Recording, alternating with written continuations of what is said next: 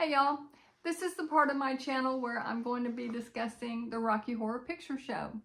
And I hope that you will join us, even if you've never seen the movie or the play. It was a play first. I never saw the play. I saw the movie many times. I can't even tell you how many times. I was part of the midnight movie craze back in the 70s and back when I could stay up that late. And we had the most fun. It was so much fun going to the midnight movies. So in the comments, I'd like to hear from you. Are you a newbie? Never seen it before? Don't know what it's about? Are you an experienced, seasoned Rocky Horror fan? In other words, you've seen it probably more than 5 times at the theater. Did you go to the midnight movies? How many times have you seen it? Or are you like me and you can't even count? You've seen it so many times. I have watched a few reaction videos of young people watching it for the first time, and it's hysterical. They don't quite know what to make of it. But this movie it's so fun. It's got great music, it's got comedy, it's cheesy. There are some universal truths in it, and we're gonna have fun with it. Now, I did tell you in another video that I found an Elvis connection, and I'm waiting on verification for that. So Meatloaf is in it, and he said that Elvis Presley came to the Roxy Theater out in California when they were putting it on as a play before the movie. It was a play that traveled around. They performed at the Roxy Theater in, I think, LA, and said Elvis Presley came to see it one night. He also said in another interview that Elvis Presley was considered to play Eddie in the movie version. Can you imagine? If you know the movie and you know Eddie's scene with the motorcycle and all that, that would have been cool. Meatloaf did a fantastic job. I'm not going to take that away from him, but that would have been cool to see Elvis do it too. Anyway, I have put a call into the Smith family. I want Billy Smith to tell me if he knows if Elvis was ever considered for that, or if Elvis ever went to the Roxy to see the Rocky Horror Picture Show.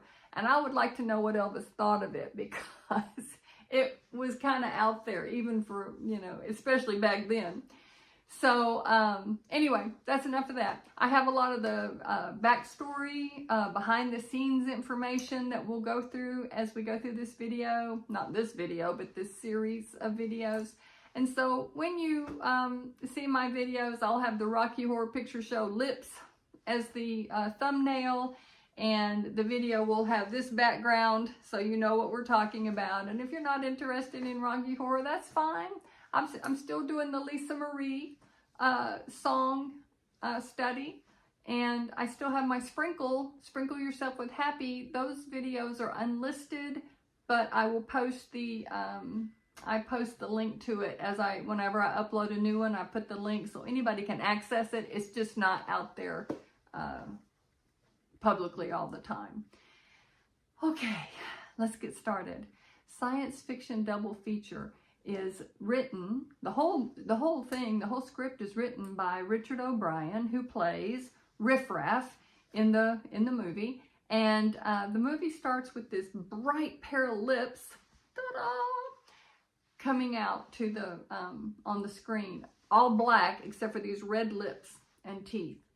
And the audience will usually, back in the day, I don't know what they do anymore, but it changes. And it also matters what part of the states or the world that you were in when you watch it, because different areas say different things. The whole thing is callback. And Tim Curry said the very first callback, I forgot who he said did it, was somebody associated with the movie.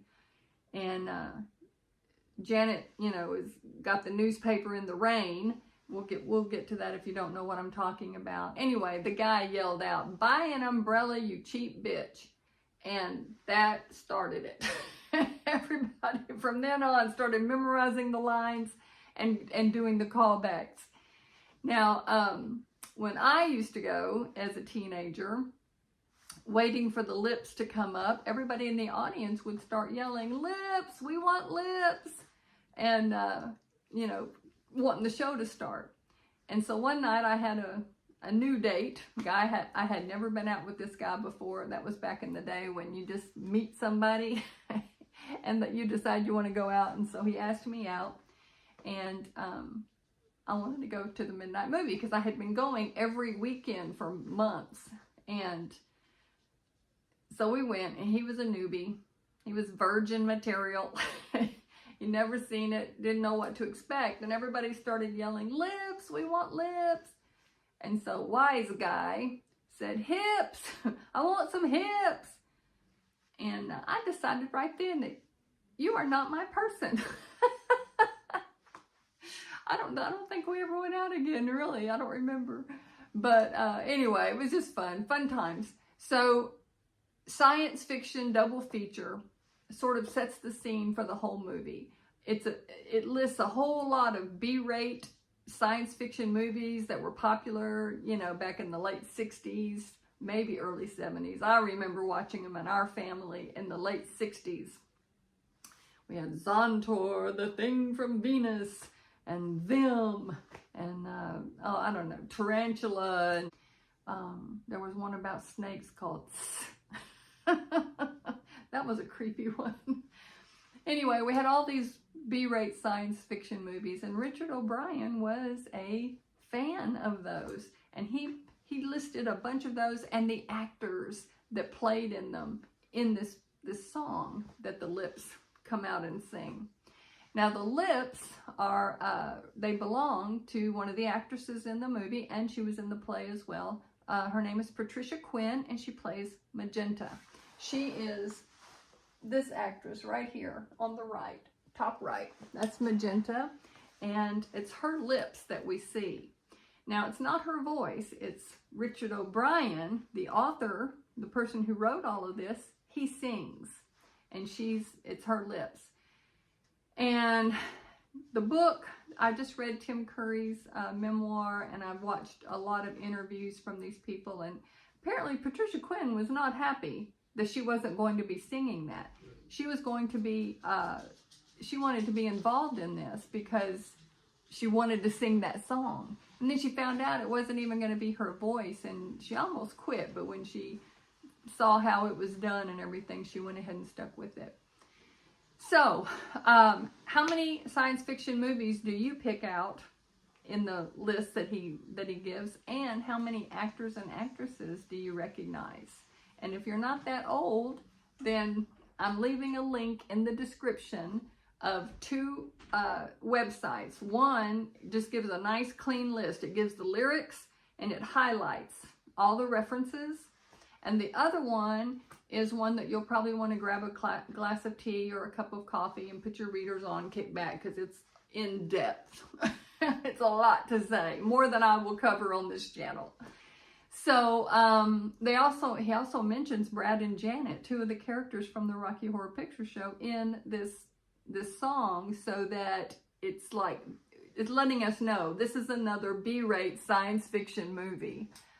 And it's just a good time. So the Lips, go take a look at that. I'll leave the description, and when we come back, we're going to meet Brad, asshole, and Janet Weiss. We used to yell Weiss after they said her name, but my husband and I went to a showing not too long ago. It's been 50 years, you know, since it first came on when I was watching it in the 70s. And the young people there now, boy, they yell Janet. They say some terrible things about Janet. They don't just say, you know, this is my fiance, Janet Weiss. Weiss. That's what we used to do.